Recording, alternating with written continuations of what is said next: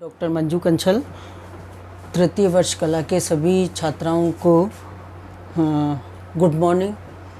आज हम paper second के पूर्व में दिए गए धर्म सुधार आंदोलन को कंटिन्यू करेंगे और उसमें पहले हमने पढ़ा था कि धर्म सुधार आंदोलन के कारण क्या थे। आज हम इस वीडियो के माध्यम से मार्टिन लूथर के योगदान और अन्य धर्म सुधार आंदोलन के जो विद्वान और अग्रदूत रहे उनके बारे में अध्ययन करेंगे। सबसे पहले हम इस धर्म सुधार आंदोलन के प्रमुख प्रवक्ता अग्रदूत ज्विंगली के बारे में अध्ययन करेंगे। और ज्विंगली के बारे में ये कहा जाता है कि वह स्विट्ज़रलैंड का एक समृद्ध किसान का लड़का था। इसका जीवन परिचय यदि हम देखें, इसका कार्यकाल था 1484 ईस्वी से 1531 ईस्वी तक और यह स्विट्ज़रलैंड का रहने वाला था और एक धनी किसान का पुत्र था और काफ़ी पढ़ा लिखा विद्वान व्यक्ति था। यह जितना धार्मिक सुधारक था उतना ही राजनीतिक सुधारक भी था। और ज्विंगली के बारे में कहा जाता है, उसके विचारों को यदि हम पढ़ें तो हम पाते हैं कि उसने पोप की सर्वोच्चता को अस्वीकार कर दिया और कहा कि धर्म के अनुकूल जीवन यापन करना ही प्रत्येक व्यक्ति का प्रमुख कर्तव्य है, मार्गदर्शक है, चर्च मार्गदर्शक नहीं है।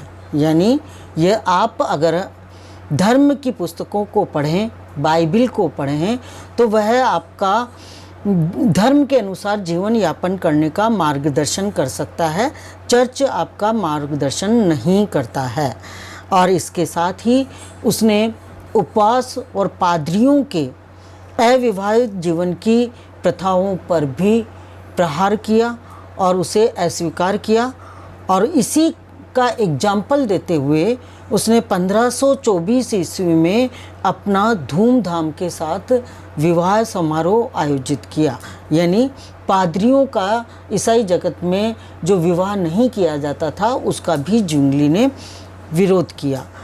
ज्विंगली की शिक्षा थी विश्वास और नैतिकता के मामलों में बाइबिल सर्वोच्च सत्ता है और चर्च के संस्कार तथा परंपराएं विशुद्ध ईसाइयत से काफ़ी दूर हैं। यानी बाइबिल विश्वास और नैतिकता के मामले में सर्वोच्च है और चर्च में जो परंपराएं हैं वो ईसाइयत से दूर पाई जाती हैं। उसने राज्य तथा धार्मिक संगठन में लोकतांत्रिक पद्धति का समर्थन किया। तो इस प्रकार से ज्विंगली ने धर्म सुधार आंदोलन में अपने विचारों के माध्यम से योगदान प्रदान किया। इसके पश्चात 1509 से लेकर 1564 ईस्वी तक एक और धर्म सुधार आंदोलन का प्रणेता अग्रदूत काल्विन के विचार पूरे यूरोप में प्रसारित हुए और कहा जाता है कि उसका जन्म फ्रांस के एक मध्यम श्रेणी के परिवार में हुआ था। प्रारंभ में उसे कैथोलिक पादरी बनने की शिक्षा दी गई और वह बाद में इसको वकील बनने की शिक्षा प्रदान की गई। लेकिन 20 वर्ष की आयु में काल्विन में धार्मिक उत्तेजना का प्रादुर्भाव हुआ और उसे एक दिव्य संदेश का अनुभव हुआ जिससे उसने कैथोलिक संप्रदाय को त्याग कर विशुद्ध ईसाइयत की शिक्षा प्राप्त करना प्रारंभ किया।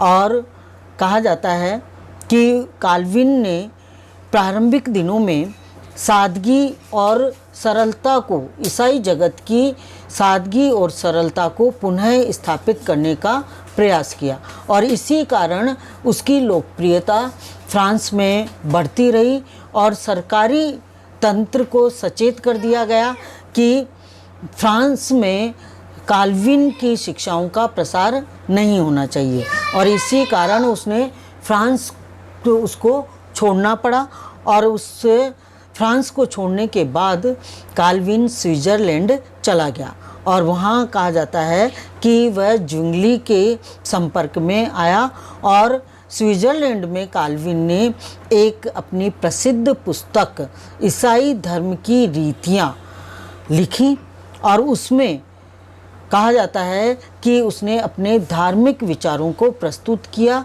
जो कि प्रोटेस्टेंट संप्रदाय से प्रभावित थे और यह पुस्तक अत्यंत ही प्रसिद्ध पुस्तक काल्विन की मानी जाती है और काल्विनवाद के नाम से उसके विचार संपूर्ण यूरोप में फैले और स्कॉटलैंड में भी इसके विचार बहुत अधिक प्रसिद्ध हुए और फ्रांस में उसके अनुयायियों को हुगेनोट के नाम से पुकारा जाता है।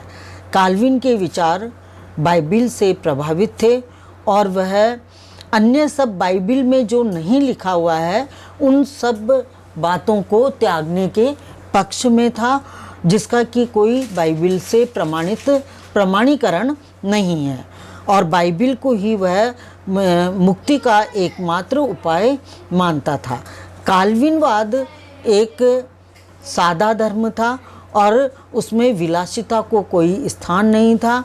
गिरजाघरों की शान शौकत, बाह्य चमक दमक का कोई स्थान नहीं था। काल्विन ने चर्च में प्रार्थना की व्यवस्था भी बहुत सादी रखी थी और व्यक्तिगत जीवन में भी वह स्वयं इन सब विचारों को आत्मसात करता था और उसके अनुयायी भी नाच, खर्चीले प्रीतिभोज, विलासितापूर्ण पहनावों को बुरा मानते थे। इसके अतिरिक्त एक और जो विशेष बात थी वह रविवार का दिन उसने केवल धर्म के लिए सुरक्षित रखा था और इस दिन कहा जाता है कि काल्विन के जो अनुयायी थे वो अधिकांश समय गिरजाघर में ही व्यतीत करते थे। तो इस प्रकार से जुंगली के पश्चात काल्विन एक ऐसा विचारक था जिसने कि प्रोटेस्टेंट धर्म के विचारों को और सादगीपूर्ण विचारों को पूरे यूरोप में प्रसारित किया। इसके पश्चात एक महत्वपूर्ण विचारक यूरोप में जो उत्पन्न हुए उनका नाम है वाइक्लिफ, जिनका कार्यकाल माना जाता है 1320 ईस्वी से 1384 ईस्वी तक। यह जॉन वाइक्लिफ एक अंग्रेज विद्वान थे और ऑक्सफोर्ड विश्वविद्यालय में प्राध्यापक थे। इन्होंने कैथोलिक धर्म के बहुत से उपदेशों और चर्च के क्रियाकलापों की आलोचना की और उनके जो विचार थे उनमें से पहली बार उन्होंने ये घोषित किया कि पोप पृथ्वी पर ईश्वर का प्रतिनिधि नहीं है। पहली बार वाइक्लिफ ने घोषणा की कि पोप पृथ्वी पर ईश्वर का प्रतिनिधि नहीं है और भ्रष्ट पादरियों द्वारा दिए जाने वाले धार्मिक उपदेश भी व्यर्थ हैं। यानी जो भ्रष्ट हो चुके हैं पादरी, उनके द्वारा अगर धार्मिक उपदेश दिए जाते हैं तो वो बेकार है। उनका ये कहना था, वाइक्लिफ का ये कहना था कि प्रत्येक ईसाइयों को बाइबिल के सिद्धांत के अनुसार कार्य करना चाहिए और चर्च और पादरियों के निर्देशन की उन्हें कोई आवश्यकता नहीं थी। उन्होंने यह भी मांग की कि चर्च की विपुल धन संपत्ति पर राज्य का अधिकार होना चाहिए। वाइक्लिफ ने अपार जो धन संपदा चर्च के पास थी उस पर राज्य का अधिकार माना है। इस आधार पर इतिहासकारों का ये मानना है कि वाइक्लिफ के जो विचार थे वो क्रांतिकारी थे और वह रूढ़ेवादी धर्माधिकारी जिसको सहन नहीं कर पाए और कहा जाता है कि धर्माधिकारियों ने उसको धर्मद्रोही घोषित कर दिया और उस पर धर्मद्रोह का आरोप लगाया। फिर भी इसके बावजूद भी धर्माधिकारियों के द्वारा किए गए प्रयासों का जो प्रभाव था वह जनता पर नहीं पड़ा और उसकी लोकप्रियता में कोई कमी नहीं आई और धर्माधिकारी और पोप उसके विरुद्ध सख्त कार्रवाई नहीं कर पाए। बाद में परिस्थितियां परिवर्तित हुई। वाइक्लिफ ने पोप और धर्माधिकारियों को सार्वजनिक रूप से अपने विचारों को व्यक्त न करने का आश्वासन दिया और विश्वविद्यालय से त्यागपत्र दे दिया और उसने सम्मान सहित मृत्यु को प्राप्त किया। और कहा जाता है कि चर्च के अधिकारियों ने मृत्यु के बाद वाइक्लिफ की लाश को कब्रिस्तान से निकलवाकर गंदी जगह पर फेंकवा दिया। और कहा जाता है कि उसके अनुयायियों पर भी घोर अत्याचार किए गए और उनके विरुद्ध बहुत कड़े कानून बनाए गए और कई अनुयायियों को जिंदा जला दिया गया। लेकिन फिर भी धर्म सुधार आंदोलन का प्रभाव कम नहीं हुआ। इसके बाद एक और जो अग्रदूत रहे इस धर्म सुधार आंदोलन के, उनका नाम है इरेस्मस। इरेस्मस का जो कार्यकाल था वो था 1466 ईस्वी से 1536 ईस्वी तक। इरेस्मस हॉलैंड के निवासी थे और वह कुछ वर्ष तक इंग्लैंड में रहे और ऑक्सफोर्ड विश्वविद्यालय से उन्होंने यूनानी भाषा और साहित्य पढ़ाने का काम किया। वह अपने युग के प्रभावशाली लेखक, विचारक, विद्वान और सुधारक थे। यूरोप के कई महत्वपूर्ण परिवार उनको आमंत्रित करते थे। उनके विचारों की दृष्टि से यदि हम देखें तो इरेस्मस को चर्च की बुराइयों में से असंतोष था। इरेस्मस ने एक प्रमुख पुस्तक लिखी थी। उनकी पुस्तक का नाम था मूर्खता की प्रशंसा। और उस ग्रंथ में प्रमुख रूप से इरेस्मस ने पादरियों और धर्माधिकारियों की अज्ञानता, उन मूर्ख लोगों की आलोचना की या जिन्होंने धर्म का अर्थ केवल तीर्थ यात्रा, शिव पूजा और पोप द्वारा अपराध समापन पर किया, उसकी खूब आलोचना इस ग्रंथ में की गई। और ये जो आलोचना इरेस्मस ने की वो व्यंग और उपहास के माध्यम से की, जिसमें शिक्षित लोगों ने बहुत रुचि दिखाई और उनके इस पुस्तक को पढ़ा। कई ऐसे व्यक्ति भी थे जो कि इरेस्मस की बुराइयां या निंदा करते थे और उन्होंने इनकी आलोचना की। और इसके बारे में ये कहा जाता है कि वह व्यक्ति इनकी वास्तविक विचारों को समझ ही नहीं पाए।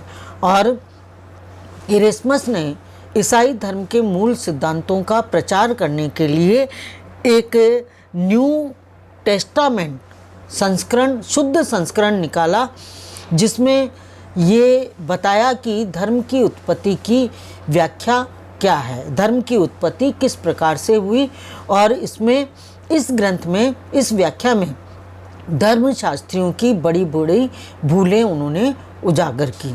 तो इस प्रकार से इरेस्मस ने अपने विचारों, अपने पुस्तकों, अपनी व्याख्याओं के माध्यम से योगदान प्रदान किया। इसके बाद एक और महान अग्रदूत बोहेमिया में उत्पन्न हुए, जिनका नाम है जॉन हस, और उनका कार्यकाल रहा 1369 ईस्वी से लेकर 1415 ईस्वी तक।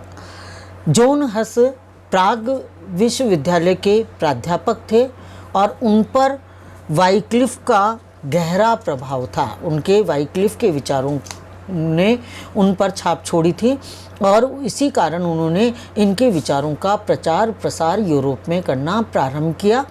कुछ ऐसी विचार थे जो कि वाइक्लिफ से भिन्न थे, लेकिन बाइबिल के अध्ययन से मुक्ति का मार्ग ढूंढा जा सकता है, इस बात पर जॉन हस वाइक्लिफ के विचारों से सहमत थे। 1414 ईस्वी में जॉन हस को कहा जाता है कि चर्च की महान परिषद के सामने अपने विचारों को पुष्ट करने के लिए पेश किया गया। सम्राट ने जॉन हस को शारीरिक सुरक्षा का भी वचन दिया, लेकिन जैसे ही परिषद के सम्मुख जॉन हस उपस्थित हुए, कहा जाता है कि उनको गिरफ्तार कर लिया गया और उनको चर्च की निंदा करने और नास्तिकता का प्रचार करने के एवज में आरोप में जिंदा जला दिया गया। और कहा जाता है कि उनकी मृत्यु ने इस प्रांत में विद्रोह को जन्म दिया और उसके कारण इनके चर्च के धर्माधिकारियों और विद्रोहियों के बीच में वर्षों तक संघर्ष चला और उस अंत में 1436 ईस्वी में पोप और जॉन हस के अनुयायियों के बीच में समझौता हुआ और उन्होंने लैटिन चर्च के ऊपर किए गए आक्षेपों को स्वीकार कर लिया और उन्हें दूर करने का वचन दिया। इस प्रकार से जॉन हस ने भी इस धर्म सुधार आंदोलन को प्रारंभ करने में महत्वपूर्ण योगदान प्रदान किया। अंत में सबसे महान प्रवर्तक मार्टिन लूथर, जिसने इस धर्म सुधार आंदोलन को प्रारंभ करने का बीड़ा उठाया, उसके बारे में हम अध्ययन करेंगे। मार्टिन लूथर का जो कार्यकाल है वह 1483 ईस्वी से लेकर 1546 तक का माना जाता है। इन्होंने चर्च के विरुद्ध शिकायतें और दोष जो चर्च में पाए जाते थे, जर्मनी में जो सबसे अधिक थे, उस जर्मनी में चर्च के विरुद्ध सबसे सशक्त और व्यापक आंदोलन चलाने का बीड़ा उठाया और इस आंदोलन के प्रमुख नेता भी मार्टिन लूथर ही थे। मार्टिन लूथर के जीवन परिचय का यदि हम अध्ययन करें तो मार्टिन लूथर का जो जन्म था वह एक निर्धन परिवार में हुआ था और वह बचपन से ही बहुत मेधावी थे। 18 साल की उम्र में इन्होंने एरफर्ट विश्वविद्यालय में प्रवेश प्राप्त किया। 4 साल तक वहाँ अध्ययन किया। उनकी स्वयं की जो इच्छा थी वो वकील बनने की थी, लेकिन कहा जाता है कि वह अपनी अपराध भावना से परेशान थे और इसी कारण उन्होंने साधु बनने का निश्चय किया और मार्टिन लूथर एरफर्ट के एक मठ में जाकर मुक्ति का मार्ग सोचने लगे और अपनी मुक्ति में उन्हें गहरी रुचि ली। कहा जाता है कि मठ के जो अधिपति थे उन्होंने ये उनको समझाया कि पुण्य कार्यों पर भरोसा न रखकर ईश्वर की कृपा और क्षमा पर भरोसा रखना चाहिए।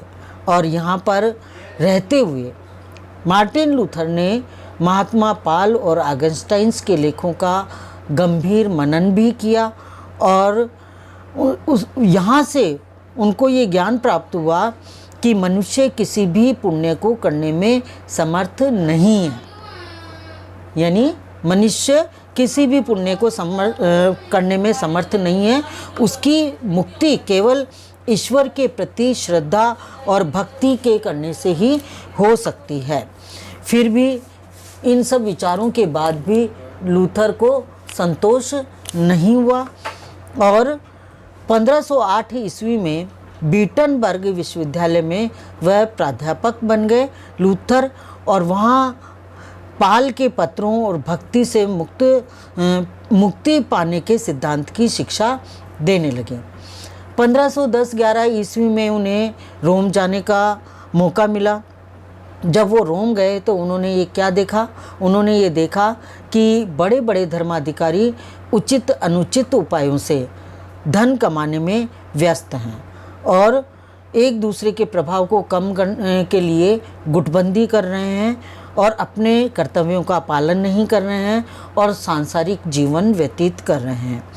इस प्रकार के धर्माधिकारियों के भ्रष्ट आचरण को देखकर लूथर का जो विश्वास था उनके प्रति वो समाप्त हो गया और उन्होंने एक दृढ़ विश्वास उनको हो गया कि धर्म के प्रमुख शत्रु धर्म के प्रधान और संस्था के प्रधान और संचालक ही हैं।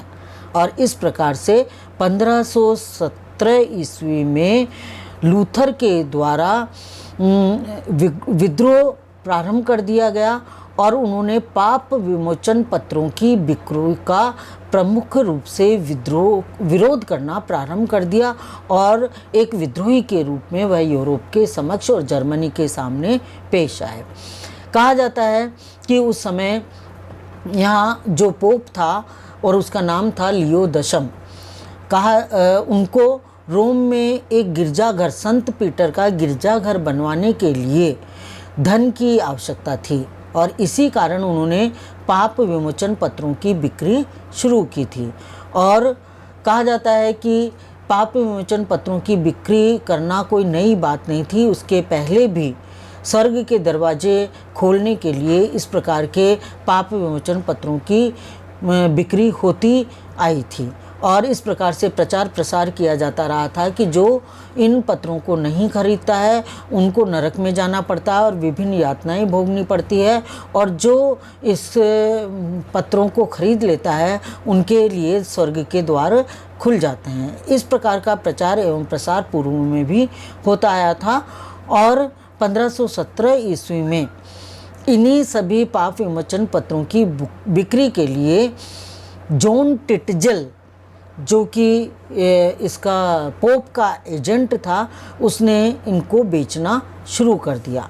और जैसे एक हम ये कह सकते हैं कि सेल्समैन अपने प्रोडक्ट बेचता है, उसी प्रकार से उन्होंने पाप विमोचन पत्रों की बिक्री शुरू कर दी। और जब मार्टिन लूथर ने ये सब देखा तो उसे बहुत दुख हुआ और उसने इन विमोचन पत्रों को बेचने का विरोध किया और इसके विरोध में लूथर ने अपनी आपत्तियों के 95 कथन बनाकर लिखकर ब्रिटनबर्ग के गिरजाघर के दरवाजे पर लगा दिए। और कहा जाता है कि लूथर के द्वारा इन कथनों का जर्मन भाषा में भी अनुवाद किया गया और जब जर्मन भाषा में इनका अनुवाद हुआ तो जर्मनी में व्यापक रूप से इनका वितरण भी किया गया, इनको बांटा गया और इससे जनसाधारण को इस लूथर के विचारों का अर्थ पता चला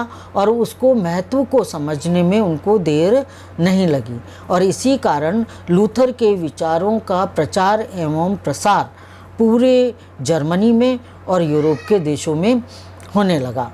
कहा जाता है कि जब इन कथनों का 95 कथनों का प्रचार व प्रसार बढ़ता चला गया तो 1519 ईस्वी में प्रमुख धर्मशास्त्रियों ने उसे खुले रूप में बहस करने के लिए आमंत्रित किया।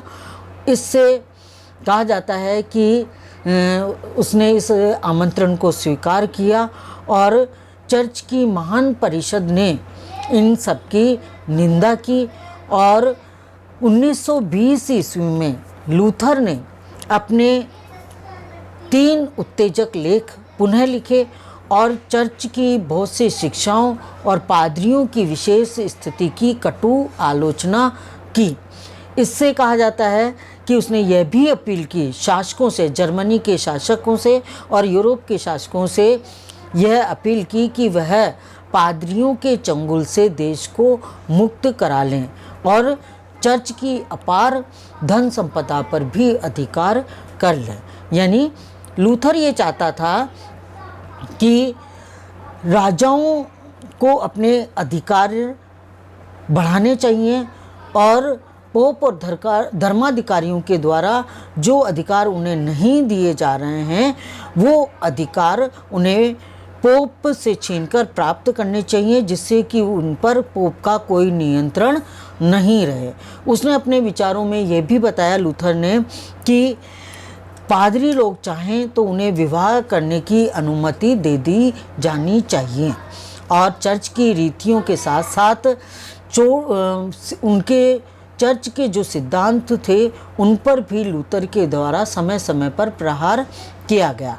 इन्हीं सभी गतिविधियों के कारण लूथर को 1521 ईस्वी में धर्म से बहिष्कृत कर दिया गया और उस सम्राट ने राज्य परिषद की एक बैठक आयोजित की और उसमें बैठक के माध्यम से राज्य परिषद ने लूथर को विधि बहिष्कृत घोषित कर दिया और कहा जाता है कि लूथर की जितनी भी रचनाएं थी उन्हें जलाने का भी आदेश दे दिया गया, लेकिन लोगों पर पोप और राज्य परिषद के निर्णयों का कोई असर नहीं पड़ा।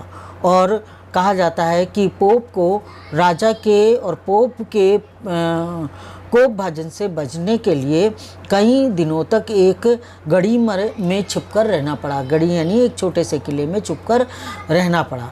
लूथर ने वहाँ अज्ञातवास में बाइबिल का जर्मन भाषा में अनुवाद किया और कहा जाता है कि आज भी यह बाइबिल अनुवादित बाइबिल जर्मन साहित्य की अमूल्य कृति मानी जाती है, अमूल्य निधि मानी जाती है। कुल मिलाकर यदि हम कहें इन घटनाओं के अध्ययन के बाद तो सारी घटनाओं का परिणाम यह निकला कि लूथर और कैथोलिक चर्च का जो संबंध था वो पूरी तरह से कट गया, विच्छेद हो गया और अनेक विद्वानों ने इनमें वापस समझौता कराने का प्रयास किया, लेकिन वह संभव नहीं हो पाया। और लूथर की जो शिक्षाएं थी वो न केवल जर्मनी में, पूरे यूरोप में जंगल की भांति फैल गई और जर्मनी के बहुत से शासक, व्यापारी, प्रोफेसर, किसान लोगों ने चर्च के विरुद्ध आवाज़ उठाना प्रारंभ कर दिया और लूथर ने उन सभी आंदोलनकारियों का नेतृत्व किया और अपने उत्तेजक भाषणों और लेखों के माध्यम से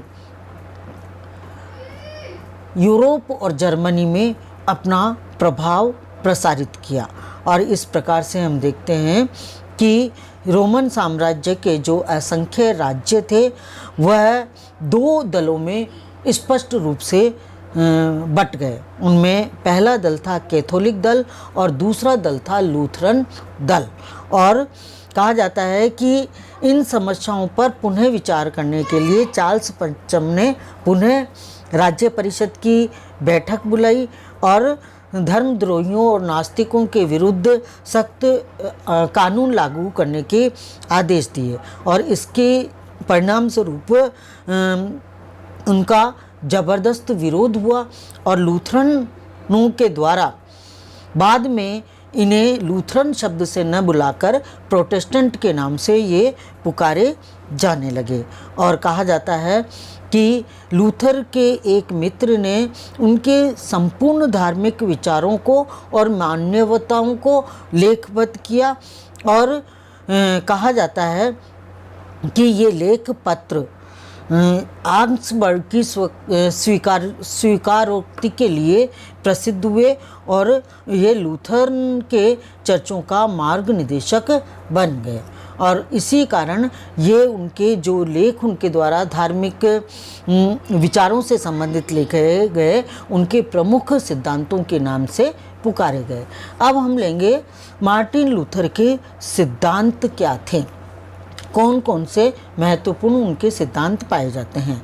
लूथर के सिद्धांतों में सबसे पहला सिद्धांत है कि क्षमा याचना से कोई लाभ प्राप्त नहीं होता है, यानी व्यक्ति को वास्तव में पश्चाताप करना चाहिए और संघर्ष करना चाहिए, संघर्ष को सहर्ष स्वीकार करना चाहिए, उसे तभी क्षमा प्राप्त हो सकती है। ईश्वर की भक्ति से, श्रद्धा से उसे क्षमा प्राप्त हो सकती है, क्षमा याचन पत्रों से नहीं हो सकती। यानी व्यक्ति को, पहला सिद्धांत लूथर का था कि व्यक्ति को क्षमा प्राप्त करने के लिए अंतःकरण से पश्चाताप करना चाहिए और अपने पापों तथा यातना दोनों से मुक्ति उसको ईश्वर की भक्ति और श्रद्धा से ही मिल सकती है, न कि पाप विमोचन पत्रों से मिल सकती है। दूसरा लूथर का सिद्धांत था पोप सर्वोच्च धार्मिक शक्ति नहीं है, यानी जन साधारण में यह अज्ञानता फैली हुई है कि पोप सर्वोच्च धार्मिक शक्ति है, जबकि पोप धार्मिक शक्ति नहीं है। और रोम के बिशप यानी पोप का कैथोलिक चर्च का अधिपति होना ईश्वर प्रदत्त नहीं है।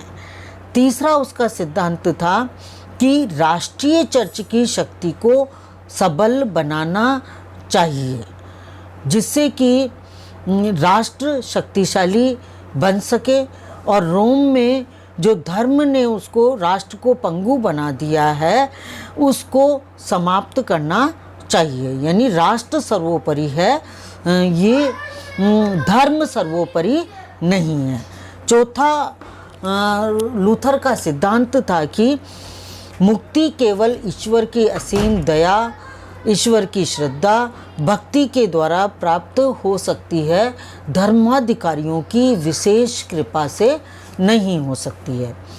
पांचवां लूथर का सिद्धांत था कि अगर धार्मिक संस्था के किसी भी धर्माधिकारी के द्वारा कोई अपराध किया जाता है तो उसको सजा भी धार्मिक न्यायालय के द्वारा नहीं, साधारण न्यायालय के द्वारा दी जानी चाहिए। यानी एक साधारण व्यक्ति और धर्माधिकारियों में सजा, अपराध के एवज में सजा के रूप में अंतर नहीं होना चाहिए।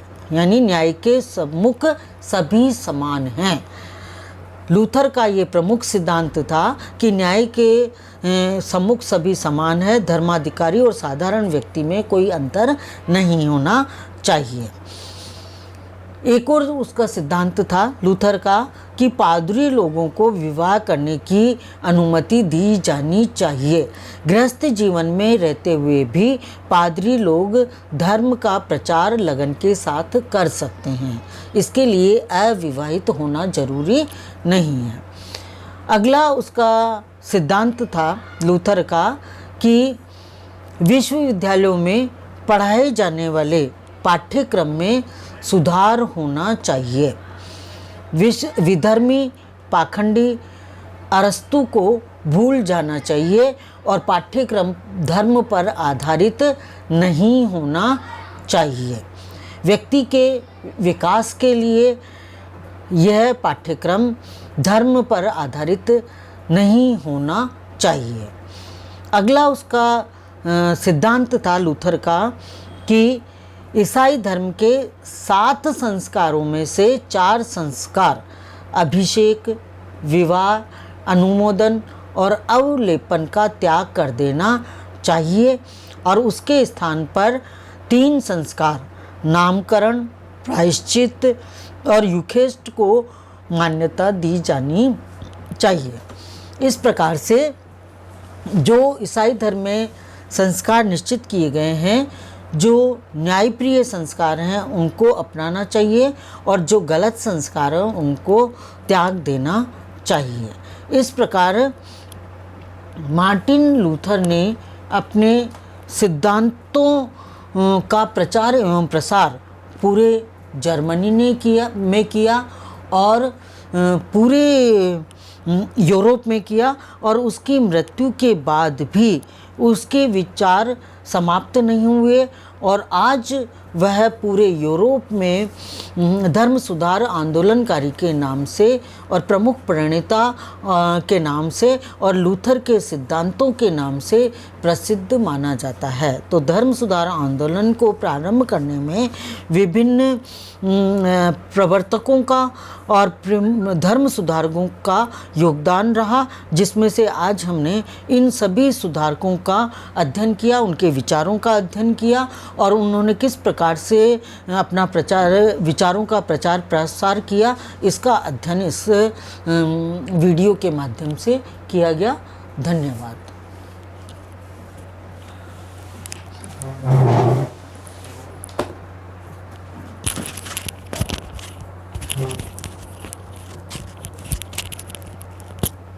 Wow.